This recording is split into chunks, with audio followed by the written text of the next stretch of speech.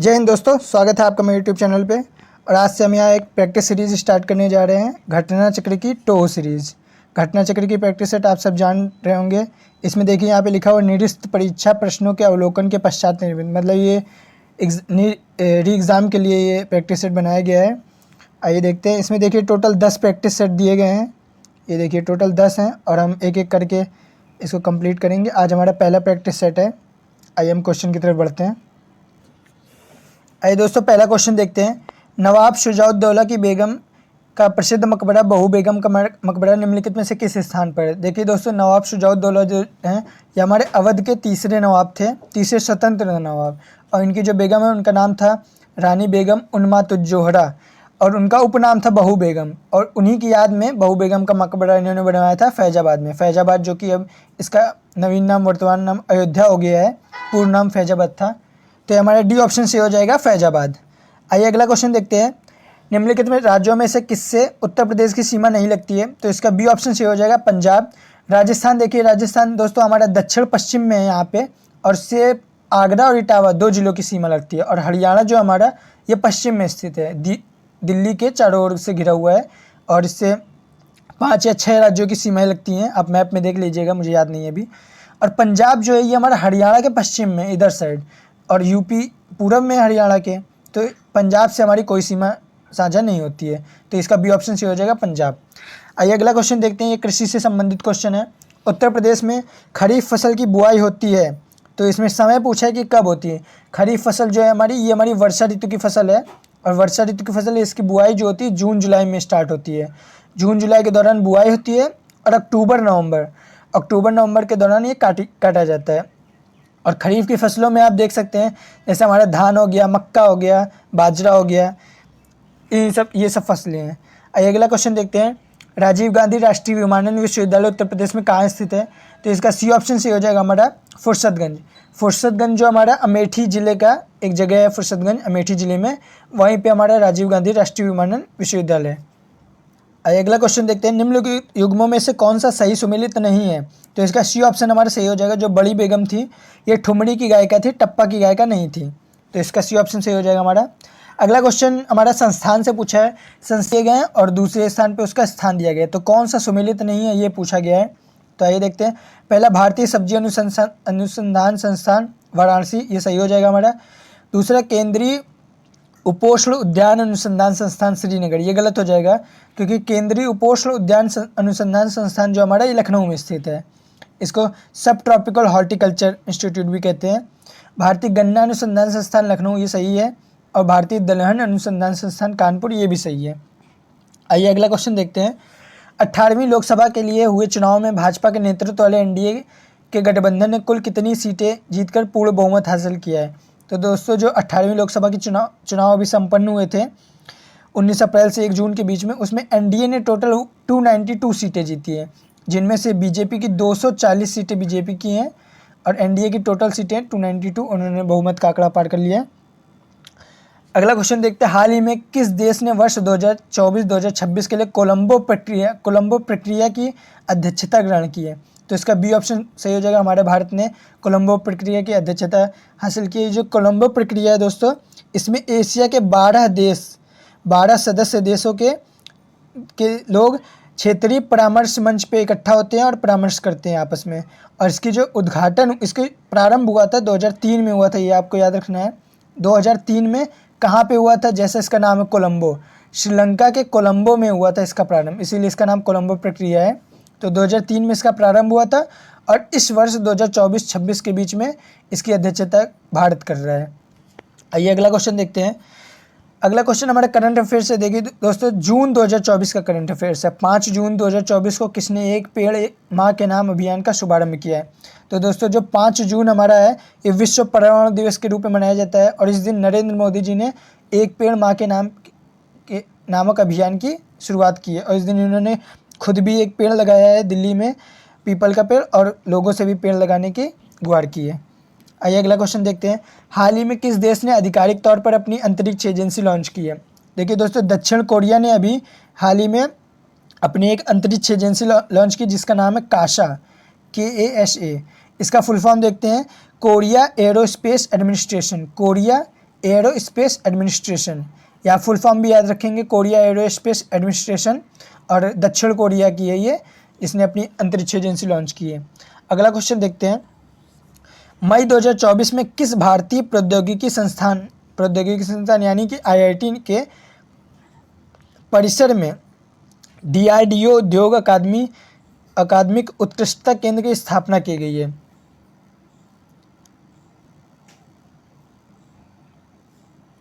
तो इसका हमारा सही आंसर हो जाएगा बी, IIT कानपुर में स्थापना की गई है, तो बी ऑप्शन हमारा सही हो जाएगा। अगला क्वेश्चन देखते हैं, मई 2024 में स्वास्थ्य और परिवार कल्याण मंत्रालय भारत सरकार ने किस खिलाड़ी को तंबाकू नियंत्रण के लिए ब्रांड एम्बेसडर नामित किया है? तो इसका ये ऑप्शन सही हो जाएगा, PV सिंधु को स्वास्थ्य और परिवार कल्याण मंत्रालय, ये मंत्रालय भी याद रखेंगे, स्वास्थ्य और परिवार कल्याण मंत्रालय ने तंबाकू नियंत्रण के लिए ब्रांड एम्बेसडर नियुक्त किया गया है। और एक क्वेश्चन देखते हैं दोस्तों, PV सिंधु जो है 2024 में जो हमारा ओलंपिक हो रहा है पेरिस ओलंपिक, इसमें इन्हें ध्वजवाहक बनाया गया है। PV सिंधु को शरद कमल के साथ में PV सिंधु को ध्वजवाहक बनाया गया है, और ये पिछले दो ओलंपिक्स में मेडल जीत चुकी हैं, ये भी आप फैक्ट याद रखेंगे। अगला क्वेश्चन है, भूकंप की तीव्रता किस उपकरण से मापी जाती है? तो इसका डी ऑप्शन जो हमारा सिस्मोग्राफ, इससे भूकंप की तीव्रता नापी जाती है। बाकी जो अदर ऑप्शंस है, पॉलीग्राफ से देखिए झूठ पकड़ने की मशीन होती है दोस्तों, जब झूठ चेक किया जाता है तो पॉलीग्राफ का यूज़ किया जाता है। हाइड्रोमीटर, हाइड्रो नाम से ही आपको पता चल रहा होगा, जल, हाइड्रो का मतलब होता है जल, तो जो तरल होते हैं लिक्विड, उनका घनत्व नापने के लिए हाइड्रोमीटर का यूज़ किया जाता है। बैरोमीटर का यूज़ आपका वायु दाब मापने के लिए किया जाता है। आइए अगला क्वेश्चन देखते हैं दोस्तों, पीसी कल्चर से क्या तात्पर्य है? तो पीसी कल्चर, हमारा मत्स्य पालन को पीसी कल्चर कहते हैं, और जो रेशम पालन है इसको सेरी कल्चर कहा जाता है, तो ये दोनों को याद रखेंगे। अगला क्वेश्चन हमारा, ब्रिटिश ईस्ट इंडिया कंपनी द्वारा हिंदू विधवा पुनर्विवाह अधिनियम किस वर्ष पारित किया गया? तो इसका सी ऑप्शन 1856 सही हो जाएगा। 1856 में हिंदू विधवा पुनर्विवाह अधिनियम लागू किया गया, पारित किया गया, और इसी के जस्ट बाद 1857 में हमारी क्रांति हुई थी, 1857 की क्रांति। और दोस्तों जब हम 1857 की क्रांति के कारणों के बारे में पढ़ते हैं, तो उसमें एक कारण 1856 में लागू हुआ ये अधिनियम भी है। जब ये अधिनियम लागू किया गया तो उस समय भारतीयों को ऐसा प्रतीत हुआ कि हमारे परंपराओं को नष्ट किया जा रहा है, जिससे उनकी भावनाएं आहत हुई, और 1857 की क्रांति का रूप लिया जिसने। चलिए अगला क्वेश्चन देखते हैं, ब्रिटिश संसद के कौन से अधिनियम ने कलकत्ता में सर्वोच्च न्यायालय की स्थापना कराने की व्यवस्था की? तो इसका सी ऑप्शन हमारा सही हो जाएगा। 1773 का जो रेगुलेटिंग एक्ट था, इसमें यह व्यवस्था की गई थी कि कलकत्ता में सर्वोच्च न्यायालय की स्थापना की जाएगी, और उसी के बाद 1774 में कलकत्ता में सर्वोच्च न्यायालय की स्थापना की गई थी। और इसी रेगुलेटिंग एक्ट में ही ये भी कहा गया था कि बंगाल के जो गवर्नर का पद है, अब उसको गवर्नर जनरल के पद के नाम से जाना जाएगा। आइए अगला क्वेश्चन देखते हैं। अगला क्वेश्चन है, मुद्रा से, रियाल किसकी मुद्रा है? किस देश की मुद्रा को रियाल कहा जाता है? तो सऊदी अरब की मुद्रा है रियाल, और बांग्लादेश की मुद्रा को हम लोग टका कहते हैं, और अफ़गानिस्तान की मुद्रा को अफ़गानी कहते हैं, और मलेशिया की मुद्रा को कहते हैं रिंगित। ये तीनों भी याद रखेंगे, इनकी मुद्रा को क्या क्या कहा जाता है। अगला क्वेश्चन हमारा, बैंकिंग निम्नलिखित में से किस क्षेत्र का उदाहरण है? तो बैंकिंग हमारा तृतीय क्षेत्र का उदाहरण है। जैसे इकोनॉमी में हमारे क्षेत्रों को डिवाइड किया गया है, जैसे प्राथमिक क्षेत्र जो है इनमें हमारा एग्रीकल्चर और पशुपालन आता है, कृषि पशुपालन। द्वितीय क्षेत्र में हमारा व्यवसाय और खदानें आती हैं, और तृतीय क्षेत्रों में हमारे सर्विसेज रखा गया। सर्विसेज में जैसे कि शिक्षा, स्वास्थ्य, न्याय, पर्यटन, मनोरंजन, बीमा, ये सब। और बैंकिंग भी तृतीय क्षेत्र का हिस्सा है, क्योंकि बैंकिंग भी एक सर्विस ही है। आइए अगला क्वेश्चन देखते हैं, निम्नलिखित में से कौन सा एक यूनेस्को विश्व धरोहर स्थल है जो तमिलनाडु में स्थित है? तो दोस्तों डी ऑप्शन हमारा सही हो जाएगा, महाबलीपुरम का स्मारक। महाबलीपुरम में स्मारकों का जो समूह है वो तमिलनाडु में स्थित है। बाकी जो अजंता की गुफाएं, हमारा पहला ऑप्शन, ये हमारा महाराष्ट्र में स्थित है। हम्पी के स्मारकों का समूह ये हमारा कर्नाटक में स्थित है, और कोणार्क का सूर्य मंदिर उड़ीसा में स्थित है। आइए आगे देखते हैं, राष्ट्रीय निर्यात बीमा खाता निम्नलिखित में से किस मंत्रालय के नियंत्रण में आता है? तो इसका ये ऑप्शन सही हो जाएगा, वाणिज्य और उद्योग मंत्रालय के अंतर्गत आता है। अगला क्वेश्चन, भारत के जनसंख्या इतिहास में किन दशकों को जनसंख्या विस्फोट की अवधि कहा जाता है? तो इसका डी ऑप्शन सही हो जाएगा, 1951 से 1981। देखिए दोस्तों 1951 में हमें आज़ादी मिल गई थी, और इस समय हमारी पंचवर्षीय योजनाएं लागू की गई, और पंचवर्षीय योजनाओं में स्वास्थ्य पे हमारा ज़्यादा ध्यान दिया गया, क्योंकि स्वास्थ्य सुविधाएं उस समय कम थी। और स्वास्थ्य पे ध्यान देने के बाद क्या हुआ कि बीमारियों की का इलाज संभव हुआ, जिससे कि मृत्यु दर में गिरावट आई, लेकिन जन्म दर उसी दर से बढ़ती रही। जन्म दर में कोई गिरावट नहीं है, लेकिन मृत्यु दर में कमी आ गई, जिसकी वजह से जनसंख्या तेज़ी से बढ़ी और इसी को जनसंख्या विस्फोट कहते हैं। तो ये हम याद रखेंगे 1951 से 1981। प्राकृतिक प्रक्रियाओं के तहत घरेलू कचरे के अपघटन को क्या कहते हैं? तो इसका हमारा देखिए जैव निम्नीकरण प्रदूषण, ये डी ऑप्शन जो हमारा है इसे हो जाएगा जैव निम्नीकरण प्रदूषण कहते हैं। अगला क्वेश्चन, किस प्रकार की मिट्टी प्रकृति में स्वयं जुताई वाली मिट्टी है? तो दोस्तों जो काली मिट्टी होती है इसको स्वयं जुताई वाली मिट्टी कहा जाता है, क्योंकि जो काली मिट्टी होती है इसमें जल धारण करने की क्षमता ज़्यादा होती है, और जब ये मिट्टी गीली होती है तो जब सूखती है तो ये टूट जाती है, और टूट के ये टूट के दरारों टाइप में हो जाती है गोल गोल, जिससे कि ये स्वयं जुताई वाली मिट्टी कहा जाता है इसको। चलिए अगला देखते हैं, किस शहर को भारत के मैनचेस्टर के रूप में जाना जाता है? तो इसका हमारा बी ऑप्शन से हो जाएगा, जो अहमदाबाद है इसको भारत के मैनचेस्टर के रूप में जाना जाता है। क्यों जाना जाता है? क्योंकि यहाँ के सूती वस्त्र और कपड़ा उद्योग बहुत ही लोकप्रिय हैं, इसीलिए इसको भारत का मैनचेस्टर कहा जाता है। और जो मैनचेस्टर वर्ड है ये यूनाइटेड किंगडम का एक शहर है, यूके यानी ब्रिटेन का एक शहर है मैनचेस्टर, जो कि कपड़ा उद्योग के लिए जाना जाता था, इसीलिए अहमदाबाद को भारत का मैनचेस्टर कहा जाता है। अगले आगे बढ़ते हैं, बुशमैन जनजातियाँ किस क्षेत्र के आसपास घूमती हैं? तो दोस्तों कालाहारी मरुस्थल के आसपास बुशमैन जनजातियाँ पाई जाती हैं, तो ए ऑप्शन हमारा सही हो जाएगा, कालाहारी मरुस्थल। अगला क्वेश्चन देखते हैं, हमारा राष्ट्रीय चिन्ह के नीचे आदर्श वाक्य क्या लिखा है? दोस्तों जो हमारा राष्ट्रीय चिन्ह होता है अशोक का स्तंभ, जिसमें कि 4 शेरों की फोटो, 4 सिंह चतुर्भुज कहते हैं उसको, सिंह चतुर्भुज स्तंभ, वो उसके नीचे हमारा लिखा होता है जो वाक्य, वो है सत्यमेव जयते। आप लोगों ने देखा भी होगा, सत्यमेव जयते हमारा सी ऑप्शन से हो जाएगा। और जो सारनाथ में स्थित है ये जो हमारा राष्ट्रीय चिन्ह है, जो मैंने अभी बताया अशोक का स्तंभ, वो सारनाथ में स्थित है। और इसको भारत में कब अपनाया गया था भारत सरकार ने? तो 26 जनवरी 1950, ये डेट याद रखेंगे, 26 जनवरी 1950 को हमारे राष्ट्रीय चिन्ह को अपनाया गया था। अगला क्वेश्चन देखते हैं, 27वां क्वेश्चन, पुलिस द्वारा तैयार किए जाने वाले लिखित दस्तावेज FIR का पूर्ण रूप? तो FIR का फुल फॉर्म पूछा गया है, तो फर्स्ट इन्फॉर्मेशन रिपोर्ट। FIR का फुल फॉर्म होता है फर्स्ट इन्फॉर्मेशन रिपोर्ट। अगला क्वेश्चन, फेसबुक की निम्नलिखित में से किस विशेषता को पूर्वानुमान बाजार प्रिडिक्शन मार्केट कहा जाता है? तो फोरकास्ट को जो है पूर्वानुमान बाजार या प्रिडिक्शन मार्केट कहा जाता है। तो बी ऑप्शन हमारा सही हो जाएगा, डी नहीं बी। आगे देखते हैं, CERT का पूर्ण रूप क्या है? तो देखिए दोस्तों, CERT का फुल फॉर्म पूछा है computer emergency response team, CERT। आगे बढ़ते हैं, पहली देसी भारतीय मूक फिल्म राजा हरिश्चंद्र के निर्देशक का नाम? देखिए दोस्तों, जो भारत की पहली मूक फिल्म का मतलब जिसमें आवाज़ नहीं आती है, राजा हरिश्चंद्र, इसके निर्देशक का नाम पूछा गया, डायरेक्टर का नाम। तो सी ऑप्शन हमारे सही हो जाएगा, दादा साहब फाल्के। इनका नाम था वैसे घुंडीराज फाल्के, लेकिन इन्हें सब दादा साहब फाल्के कहते हैं।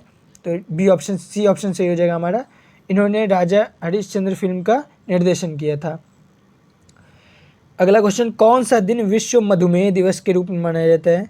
तो इसका पहला ऑप्शन 14 नवंबर सही हो जाएगा, 14 नवंबर को विश्व मधुमेह दिवस के वर्ल्ड डायबिटीज़ डे के रूप में मनाया जाता है, और 14 नवंबर को ही बाल दिवस के रूप में भी मनाया जाता है। अगला क्वेश्चन है, उत्तर प्रदेश जमींदारी विनाश और भूमि व्यवस्था अधिनियम निम्नलिखित में से किस वर्ष में पारित किया गया?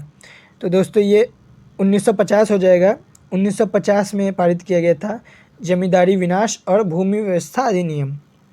अगला क्वेश्चन, भूमि अधिग्रहण पुनर्वास और पुनर्स्थापना अधिनियम में उचित मुआवजा और पारदर्शिता का अधिकार किस वर्ष में अधिनियमित किया गया था? तो दोस्तों ये 2013 में अधिनियमित किया गया था, तो इसका हमारा डी ऑप्शन सही हो जाएगा। अगला क्वेश्चन, आतंकवाद से निपटने के लिए पुलिस में बनी नवीन इकाई ATS को किसी विस्फोटक होने की सूचना पर कौन सा दस्ता भेजा जाता है? मतलब जब ATS को सूचना प्राप्त होती है कि कोई बम विस्फोटक पदार्थ है, तो वो कौन सा दस्ता भेजती है? तो इसका ए ऑप्शन से हो जाएगा, बम निरोधक दस्ता, ए ऑप्शन। अगला क्वेश्चन देखते हैं, डैश एक प्रकार का एक साइबर अपराध है जिसमें बहुत अधिक संख्या में उपयोगकर्ताओं को अवांछनीय थोक संदेश अंधाधुंध भेजे जाते हैं। तो दोस्तों ये स्पैमिंग में क्या होता है कि आपको बहुत सारे मैसेज एक साथ प्राप्त होने लगते हैं, तो इस प्रकार की धोखाधड़ी को स्पैमिंग कहते हैं। चलिए आगे देखते हैं। अगला क्वेश्चन, निम्नलिखित में से कौन सी संविधान सभा की एक समिति है जो जवाहरलाल नेहरू की अध्यक्षता में गठित नहीं हुई थी? तो दोस्तों ये देखते हैं, जो हमारा पहला समिति है संघ संविधान समिति, इसके हमारे अध्यक्ष जवाहरलाल नेहरू ही थे। दूसरा राज्यों संबंधी समिति, इसके भी हमारे अध्यक्ष जवाहरलाल नेहरू ही थे। तीसरा संघ शक्तियों की समिति, इसमें भी जवाहरलाल नेहरू ही हमारे अध्यक्ष थे। लेकिन जो संचालन समिति हैं यहाँ पे हमारे अध्यक्ष थे डॉक्टर राजेंद्र प्रसाद। तो डी ऑप्शन हमारा सही हो जाएगा, डॉक्टर राजेंद्र प्रसाद थे इसके समिति के अध्यक्ष। और एक प्रारूप समिति बहुत ही फेमस है, प्रारूप समिति के अध्यक्ष थे डॉक्टर बी.आर. अम्बेडकर। और एक और समिति थी प्रांतीय संविधान समिति, जिसके अध्यक्ष थे सरदार वल्लभ भाई पटेल। तो ये बाकी के दोनों भी याद रखेंगे आप लोग। अगला क्वेश्चन है, धर्म, मूल, वंश, जाति, लिंग या जन्म स्थान के आधार पर विभेद, डिस्क्रिमिनेशन का प्रतिषेध संविधान के निम्न अनुच्छेद में किया गया। कौन से अनुच्छेद में किया गया है? तो हमारा 15 अनुच्छेद 15 में धर्म, मूल, वंश, जाति, लिंग या जन्म स्थान के आधार पर जो डिस्क्रिमिनेशन होता है उसको प्रतिषेध, उसको रोका गया है। अगला क्वेश्चन, भारत के संविधान का अनुच्छेद 243 किससे संबंधित है पूछा है? तो पंचायती राज से संबंधित है, 243। अब दोस्तों हमारे जीके के क्वेश्चन सभी खत्म हो गए, अब हिंदी के क्वेश्चन देखते हैं। तो हिंदी का पहला क्वेश्चन है, घड़ा का तत्सम क्या होगा? तो इसका पहला ऑप्शन हमारा सही हो जाएगा घट। घट का हो जाएगा घड़ा, और जो घोटक होता है ये घोड़े का होता है, घोड़े का पर्यायवाची होता है घोटक, और घड़ा तो आपको ईर्ष्या का पर्यायवाची होता है, तो घट जो है घड़ा का तत्सम रूप हो जाएगा। अगला क्वेश्चन है, अंगोछा किसका तद्भव शब्द है? तो दोस्तों अंगोछा का तत्सम पूछा गया है, तो अंग प्रोच्छा का जो तद्भव होता है वो अंगोछा होता है। और जो अंग रखा है ये अंगरक्षक का तत्सम है, अंगरक्षक इसका तद्भव हो जाता है। अगला क्वेश्चन देखते हैं, हिंदी भाषा का आरंभ कब से हुआ? तो इसका हमारा सी ऑप्शन सही हो जाएगा। हिंदी भाषा का जो आरंभ है वो 1000 ईस्वी से माना जाता है। 1000 ईस्वी से भारतीय आर्य भाषा के नए युग का प्रारंभ माना जाता है। तो यहाँ से अपभ्रंश भाषा निकली, फिर उसी से हिंदी भाषा निकली है, इस तरह से। अगला क्वेश्चन, निम्नलिखित में से किस राज्य में सबसे पहले देवनागरी लिपि का प्रयोग किया गया? देखिए दोस्तों, देवनागरी लिपि का प्रयोग सबसे पहले पूछा है, तो गुजरात राज्य में सबसे पहले देवनागरी लिपि का प्रयोग किया गया। और किसने किया? राजा जयभट्ट के एक शिलालेख है, उसमें सबसे पहले देवनागरी लिपि का मतलब उदाहरण प्राप्त होता है। अगला क्वेश्चन, हिंदी साहित्य के प्रथम कालखंड को बीजवपन काल नाम किसने दिया? दोस्तों जो हिंदी साहित्य का प्रथम कालखंड था उसको बीजवपन काल का है महावीर प्रसाद द्विवेदी। और इसके अन्य नाम भी दिए गए हैं, जैसे कि रामचंद्र शुक्ल ने इसे वीर गाथा काल का है, डॉक्टर ग्रियर्सन ने इसे चारण काल का है, हजारी प्रसाद द्विवेदी ने इसे आदि काल का है, और राम कुमार वर्मा ने इसे संधि काल या चारण काल दोनों का है। तो ये आगे के नाम भी याद रखेंगे आप। अगला क्वेश्चन है, निम्नलिखित विकल्पों में से किल्मिश का समानार्थी शब्द। तो दोस्तों किल्मिश का समानार्थी शब्द पूछा है, तो पाप। किल्मिश का अर्थ होता है पाप।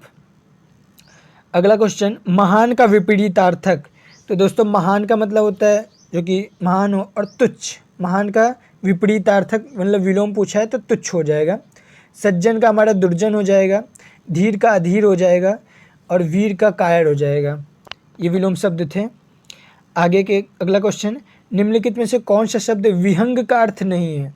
देखो दोस्तों, जो विहंग होता है उसका संबंध आसमान से होता है, मतलब जो आकाश में होता है या आकाश में होता है। तो ये पक्षी, बादल और विमान, ये तीनों ही आकाश से संबंधित है, तो विहंग के अर्थ में ये तीनों होंगे। लेकिन जो विलास है हमारा सी ऑप्शन, ये नहीं होगा विहंग का अर्थ, तो सी ऑप्शन हमारा सही हो जाएगा।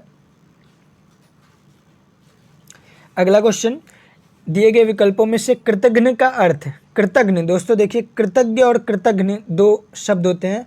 ये देखिए दोस्तों, एक ऑप्शन में लिखा भी है कृतज्ञ। कृतज्ञ का मतलब होता है जो किए गए एहसान को माने, और कृतघ्न का मतलब होता है जो किसी के एहसान को ना माने, मतलब एहसान फरामोश। तो बी ऑप्शन जो है ये सही हो जाएगा हमारा। ये कृतज्ञ का विलोम होता है कृतघ्न, और मैंने दोनों का अर्थ भी बता दिया है, स्पष्ट हो गया होगा आप लोगों को। अगला क्वेश्चन देखिए, दिए गए विकल्पों में से शुद्ध वाक्य को पहचानें। तो पहला है मोरों के पंख सुंदर होते हैं, गलत हो जाएगा, मोरों नहीं होगा। मोर के पंख सुंदर होते हैं, मोर का पंख, ये का नहीं होगा, गलत। मोरों के पंख सुंदर होते हैं, मोरों नहीं होगा। तो दोस्तों जो बी ऑप्शन है, मोर के पंख सुंदर होते हैं, तो ये सही हो जाएगा बी ऑप्शन। अगला क्वेश्चन है, नीचे दिए गए शब्दों में से सही शब्द पहचानिए। तो दोस्तों सही शब्द पहचानना है तो डी ऑप्शन जो हमारा त्योहार, जो हमारा बी ऑप्शन है त्योहार, ये सही हो जाएगा। डी ऑप्शन में हर लिखा हुआ है, तो बी ऑप्शन त्योहार, ये सही हो जाएगा हमारा। अगला क्वेश्चन, सप्ताह में 7 दिन होते हैं, प्रयुक्त वाक्य में दिन शब्द है पुल्लिंग है स्त्री। इसमें लिंग पूछा गया है, जो दिन है ये क्या होता है, तो दिन जो होता है ये पुल्लिंग होता है हमारा। चलिए अगला क्वेश्चन देखते हैं, मैंने आम ले लिया है का बहुवचन। तो मैंने आम ले लिया है का बहुवचन बनाना है, तो मैंने आम ले लिए हैं, तो यहाँ पे मैंने आम ले लिए हैं, तो यहाँ पे ए ऑप्शन हमारा बिल्कुल सही हो जाएगा। बी ऑप्शन में ले नहीं, ले वर्ड का यूज़ नहीं किया गया है, मिसिंग है, तो ए ऑप्शन हमारा मैंने आम ले लिए हैं, ये सही हो जाएगा 51 का ए। अगला क्वेश्चन, कवि का सही बहुवचन रूप बताना है। तो कवि का हमारा बहुवचन रूप हमारा बी ऑप्शन सही हो जाएगा, कविगण। कविगण होता है कवि का बहुवचन। कवि एक जातिवाचक संज्ञा है, तो इसका बहुवचन बनाते समय गण का यूज़ किया जाएगा। अगला क्वेश्चन, भारत संज्ञा का कौन सा प्रकार है। तो दोस्तों भारत हमारा व्यक्तिवाचक हो जाएगा, क्योंकि भारत जो है ये एक ही है, इंडिया, तो इसलिए हमारा व्यक्तिवाचक हो जाएगा। अगला क्वेश्चन, वह श्रेष्ठ उपासक है, निम्न वाक्य में प्रयुक्त विशेष्य कौन सा है। तो दोस्तों इसमें विशेष से पूछा है, तो यहाँ पे उपासक जो है हमारी विशेषता है, और किसकी विशेषता बताई जा रही है, वह की, तो वह जो हमारा विशेष्य हो जाएगा, तो डी ऑप्शन सही हो जाएगा हमारा। अगला क्वेश्चन, निम्नलिखित में से किस वाक्य में सजातीय क्रिया का प्रयोग है। तो सजातीय क्रिया का प्रयोग पूछा गया है, तो दोस्तों ये सी ऑप्शन जो होता है, वह अनेक बोलियां बोलता है। ये जो बोलियां बोलना या फिर खेल खेलना, तो इस टाइप की जब क्रियाएं आती हैं तो वो सजातीय क्रिया कहलाती है, तो सी ऑप्शन हमारा सही हो जाएगा। अगला क्वेश्चन, वह कविता गायन करती है, इस वाक्य में क्रिया किस काल का बोध करा रही है। तो कविता गायन करती है, यहाँ पे काल पूछा है, ता है लगा हुआ है, मतलब ये वर्तमान है, तो भविष्य और भूत तो कट जाएगा, और करती है तो मतलब ये सामान्य वर्तमान है, ता है लगा हुआ है, अगर रहा है होता तो वो अपूर्ण वर्तमान हो जाता है, तो हमारा डी ऑप्शन सही हो जाएगा। अगला क्वेश्चन, वाच्य कितने प्रकार के होते हैं। ये एक प्रीवियस ईयर क्वेश्चन है, तो 3 प्रकार के होते हैं वाच्य हमारे, कर्मवाच्य, कृतवाच्य, कर्मवाच्य और भाववाच्य। अगला क्वेश्चन, 2 शब्दों, वाक्यांशों अथवा वाक्यों को परस्पर मिलाने वाले अवयव को क्या कहते हैं। तो ये समुच्चय बोधक अवयव होता है। समुच्चय बोधक अवयव द्वारा 2 शब्दों, वाक्यांशों और वाक्यों को आपस में जोड़ा जाता है। अगला क्वेश्चन, इसमें से उपसर्ग सहित शब्द कौन सा है।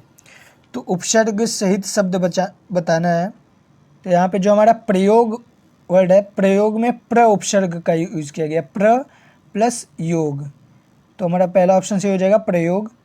अगला क्वेश्चन, गाड़ी वाला शब्द में प्रत्यय, तो गाड़ी वाला, गाड़ी प्लस वाला, तो वाला, इसी ऑप्शन हमारा सही हो जाएगा, गाड़ी प्लस वाला, तो वाला प्रत्यय का यूज़ किया गया है। देखिए दोस्तों अगला क्वेश्चन, चंद्रोदय में कौन सी संधि है। तो दोस्तों देखिए, चंद्र प्लस उदय, चंद्र प्लस उदय, तो इसमें ओ की मात्रा है, तो ये हमारा गुण संधि हो जाएगा, सी ऑप्शन सही हो जाएगा हमारा। अगला क्वेश्चन देखते हैं। अगला क्वेश्चन हमारा चिन्हों से पूछा गया है, विराम चिन्ह का प्रकार कौन सा नहीं है। तो जो निर्देशन चिन्ह होता है ये हमारा ये होता है डैश, लाघव चिन्ह होता है ये, और विवरण चिन्ह होता है ये, लेकिन उपदेशक किसी भी प्रकार का कोई चिन्ह नहीं है, तो हमारा सी ऑप्शन सही हो जाएगा। अगला क्वेश्चन है, लोकोक्ति थोथा चना बाजे घना, तो इसका हमारा सही हो जाएगा सी ऑप्शन, अल्प बुद्धि वाला अधिक डींग मारता है, सी ऑप्शन सही हो जाएगा। 69, जिन पंक्तियों में नायक नायिका का मिलन होता है वहाँ रस की दृष्टि से कौन सा श्रृंगार होता है। तो दोस्तों मिलन हो रहा है तो यहाँ पे संयोग श्रृंगार होगा, संयोग श्रृंगार, बी ऑप्शन सही हो जाएगा। मैया मोरी मैं नहीं माखन खाए, व्यक्ति में म व्यंजन की आवृत्ति, जब एक ही वर्ण की आवृत्ति बार बार होती है तो कौन सा अलंकार होता है, अनुप्रास अलंकार होता है, तो ये ऑप्शन सही हो जाएगा। अगला क्वेश्चन, वीर रस में इनमें से कौन से गुण की प्रधानता होती है। तो वीर रस में हमारे ओज गुण की प्रधानता होती है, ओज। तो पहला ऑप्शन सही हो जाएगा। अगला क्वेश्चन, पृथ्वीराज रासो किस कवि की रचना है? तो पृथ्वीराज रासो चंद्रबरदाई, पृथ्वीराज जो राजा पृथ्वीराज थे उनके दरबार में कवि थे चंद्रबरदाई, उन्होंने पृथ्वीराज रासो लिखी थी। अगला क्वेश्चन, सुख दुख की भावावेशमयी अवस्था विशेष का गिने चुने शब्दों में स्वर साधन का उपयुक्त चित्रण कर देना ही गीत है, यह उक्ति किस रचनाकार की है? तो ये डी हमारा महादेवी वर्मा हो जाएगा, महादेवी वर्मा की पंक्तियाँ हैं ये। अगला क्वेश्चन, किस कृति के लिए निर्मल वर्मा को साहित्य अकादमी पुरस्कार प्राप्त हुआ था? तो ये कौवे और काला पानी, कौवे और काला पानी के लिए 1985 में इन्हें साहित्य अकादमी पुरस्कार प्राप्त हुआ था। अगला क्वेश्चन, लास्ट क्वेश्चन हमारा, भारतीय भाषा परिषद कहाँ स्थित है? तो ये हमारा कोलकाता हो जाएगा। भारतीय भाषा परिषद जो हमारा कोलकाता में स्थित है, 1975 में इसकी स्थापना की गई थी। तो हमारे हिंदी के सभी क्वेश्चन समाप्त हो गए। टोटल 75 क्वेश्चन को हमने सॉल्व किया, 38 क्वेश्चन जीएस के और 37 क्वेश्चन हिंदी के। आप लोग कमेंट करके बताइएगा कि क्वेश्चंस कैसे लगे और उसका एक्सप्लेनेशन कैसा था। अब हम अगले सेट में अगले दिन दूसरा सेट करवाएंगे। धन्यवाद।